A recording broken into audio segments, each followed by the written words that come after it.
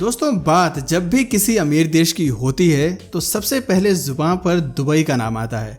Gold of city के नाम से मशहूर दुबई में जहां आज से 30 से 35 साल पहले केवल रेत ही रेत था, वो देश आज इमारत, होटल और टूरिज्म के मामले में टॉप पर आता है। दुबई के पास आज दुनिया का सबसे बड़ा सोने का मार्केट है। यहाँ के लोग लग्जरियस लाइफस्टाइल के लिए दुनिया भर में फेमस हैं। ऐसे में सोचने वाली बात यह है कि जिस दुबई के पास न खुद का खाना है, न पानी है और ना ही खुद का सोना, वो देश कैसे आज अमेरिका जैसे शक्तिशाली देश को पछाड़कर इतना अमीर बन गया है। दोस्तों, अगर आप भी दुबई को करीब से देखना चाहते हैं और जानना चाहते हैं कि दुबई कैसे इतना अमीर बना, तो इस वीडियो में अंत तक ज़रूर बने रहिएगा। तो चलिए बिना टाइम वेस्ट किए हुए वीडियो को स्टार्ट करते हैं।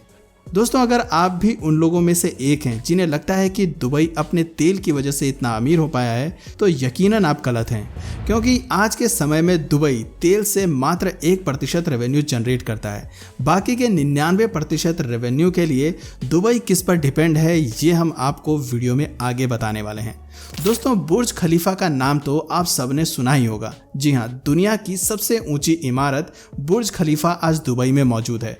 दुनिया का 7 स्टार होटल बुर्ज अल अरब भी दुबई में ही है। दुबई में आपको दुनिया का सबसे बड़ा शॉपिंग मॉल भी मिल जाएगा। इस मॉल में आपको हर वो चीज़ मिलेगी जो कि एक अच्छी लाइफस्टाइल जीने के लिए ज़रूरी होती है। इन सब के अलावा दुनिया का सबसे बड़ा एक्वेरियम पार्क भी दुबई में है। इस पार्क की कैपेसिटी 10 मिलियन लीटर है। आपको जानकर हैरानी होगी कि जिस रेगिस्तान में एक समय पर एक भी फूल सही से नहीं उग पाता था, अपने उसी रेगिस्तान में दुबई ने दुनिया का सबसे बड़ा असली फूलों का बगीचा दुबई मिरेकल गार्डन बनाया है। ये गार्डन 72,000 स्क्वायर मीटर में फैला हुआ है। पाम जुमेरा, जो कि दुनिया का सबसे बड़ा मैनमेड आइलैंड है, वो भी दुबई में ही है। इस आइलैंड को खजूर के पत्ते के डिज़ाइन के आकार का बनाया गया है और इसके किनारे पर बहुत सी बिल्डिंगें बनाई गई हैं। आज दुबई में अंडर वाटर ब्रिज और टेनिस खेलने के लिए अंडर वाटर कोर्ट भी मौजूद हैं, जहां आप मैच देखते हुए समुद्र की खूबसूरत मछलियों को देखने का आनंद उठा सकते हैं। दोस्तों, आज दुबई में हर वो चीज़ मौजूद है जिसे देखना लोगों का सपना होता है, और यही वजह है कि एक रेत का शहर आज वर्ल्ड का 3rd मोस्ट ट्रेवल्ड कंट्री बन चुका है। और शायद अब तक आप ये समझ गए होंगे कि आज दुबई के पास सबसे ज़्यादा पैसा अगर कहीं से आ रहा है तो वो है टूरिज्म। दोस्तों, आज जहां दुनिया भर के लोग दुबई घूमने में अपने देश का पैसा खर्च करते हैं, वही पैसा आज दुबई की अर्थव्यवस्था को आसमान की ऊंचाइयों को छूने में मदद कर रहा है। दोस्तों, दुबई की अमीरी का अंदाज़ा इसी बात से लगाया जा सकता है कि जहां हमारे देश की सड़कों पर इक्का दुक्का सुपर कार्स दौड़ती हुई दिखेंगी, वहीं दुबई की सड़कों पर सुपर कार्स आम हैं। यहाँ तो लोग आपको सोने की गाड़ियों में भी फर्राटे भरते हुए मिल जाएंगे। दोस्तों, दुबई में 33.3 लाख आबादी निवास करती है, लेकिन हैरानी की बात तो यह है कि यहाँ आपको एक भी परिवार ऐसा नहीं मिलेगा जो गरीब है। दोस्तों, दुबई में हमारे इंडिया की तरह खेती नहीं होती और ना ही यहाँ पीने के लिए मीठा पानी है, लेकिन बावजूद इसके दुबई ने खुद को इतना विकसित कर लिया है कि आज हर एक अमीर की दिली इच्छा होती है कि उनका एक घर दुबई में भी ज़रूर हो। दोस्तों, जिस दुबई को आज आप देख रहे हैं, सालों पहले ये दुबई इसके बिल्कुल उलट थी। यहाँ चारों ओर सिर्फ रेत ही रेत था, और आज दुबई दुनिया का 3रा सबसे बड़ा टूरिज्म डेस्टिनेशन और ग्लोबल डेस्टिनेशन बन गया है। दोस्तों, दुबई की इस तरक्की के पीछे दुबई के शासक शेख मोहम्मद बिन रशीद अल मखतूम का बहुत बड़ा योगदान है। इन्होंने अपनी सोच से एक रेत के शहर को दुनिया के अमीर शहरों की लिस्ट में शामिल कर दिया है। टूरिज्म से अमीर बनने का ये आइडिया भी शेख मोहम्मद बिन रशीद अल मखतूम का ही था। शेख मोहम्मद बिन रशीद अल मखतूम बहुत आगे की सोचते हैं और इनकी इसी सोच ने दुबई को आज इस मुकाम पर पहुंचा दिया है। दोस्तों, शेख मोहम्मद ने दुबई को पहले टैक्स फ्री बनाया ताकि दुनिया भर के इन्वेस्टर्स को वो दुबई में आकर्षित कर सकें। फिर दुबई में टूरिज्म को बढ़ावा देने के लिए उन्होंने यहाँ टॉप लेवल की चीज़ें बनवाई, और जैसा कि शेख मोहम्मद ने सोचा था, आज दुबई में हर साल सैकड़ों की तादाद में टूरिस्ट आते हैं, जिससे दुबई की अच्छी खासी रेवेन्यू जनरेट होती है। साल 2018 में टूरिज्म की वजह से दुबई की अर्थव्यवस्था में 10.7% की वृद्धि दर्ज की गई थी। वहीं साल 2016 में इस देश ने एक रात में 14.9 मिलियन टूरिस्ट को स्वागत करने का रिकॉर्ड बनाया था। दोस्तों, मॉडर्न टेक्नोलॉजी के नाम पर भी दुबई आज दुनिया के हर देश को पीछे छोड़कर आगे निकल गया है।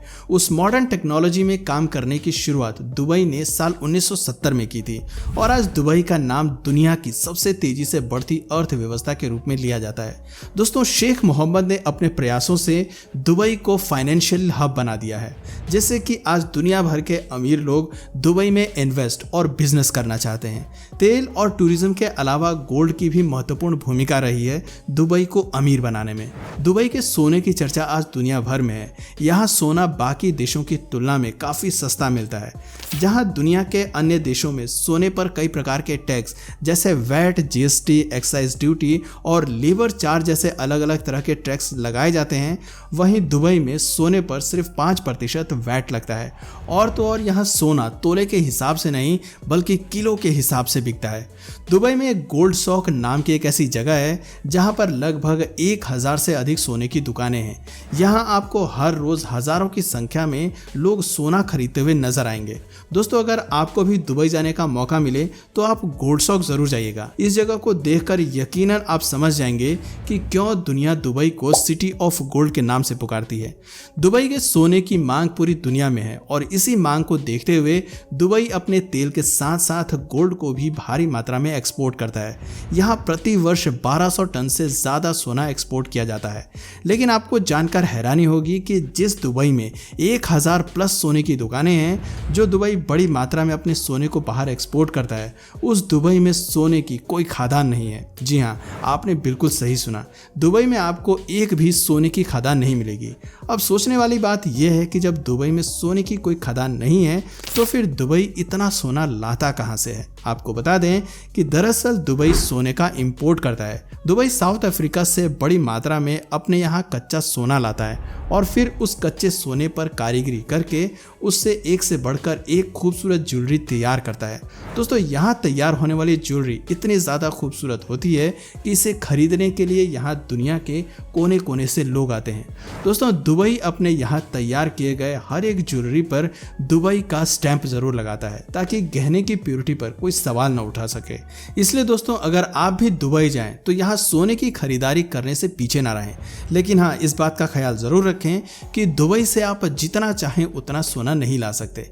यहाँ से पुरुष 20 ग्राम यानी कि 50,000 रुपए का सोना और महिलाएं 40 ग्राम यानी कि 1 लाख रुपए तक का सोना ही खरीद कर ला सकती हैं।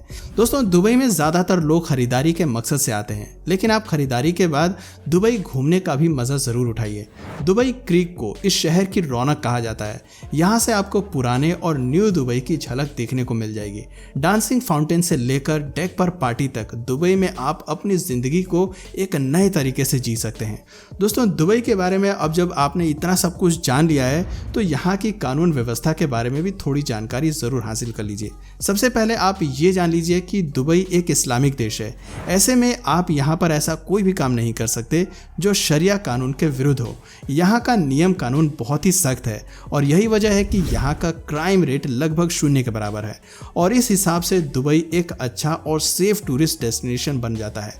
वैसे दोस्तों, दुबई में खुली जगहों पर सेक्सुअलिटी, ड्रेस, अल्कोहल जैसे कई मामलों पर कड़ी सजा का प्रावधान है। इसलिए दोस्तों, अगर आप दुबई जाने का प्लान बना रहे हैं तो इन सारी बातों का विशेष ख्याल रखें। दोस्तों, इस वीडियो में फिलहाल इतना ही। क्या दुबई के बारे में ये सारी बातें आपको पता थीं? नीचे कमेंट सेक्शन में ज़रूर बताइए।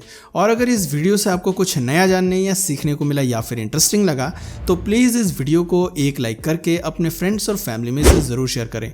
और यदि आप इस चैनल पर नए हैं तो प्लीज़ इस चैनल को सब्सक्राइब करके बेल नोटिफिकेशन आइकन को ऑन कर लीजिए ताकि हमारे आने वाले वीडियोस आप मिस ना करें। मिलते हैं फिर किसी वीडियो में नए टॉपिक के साथ। तब तक के लिए नमस्कार।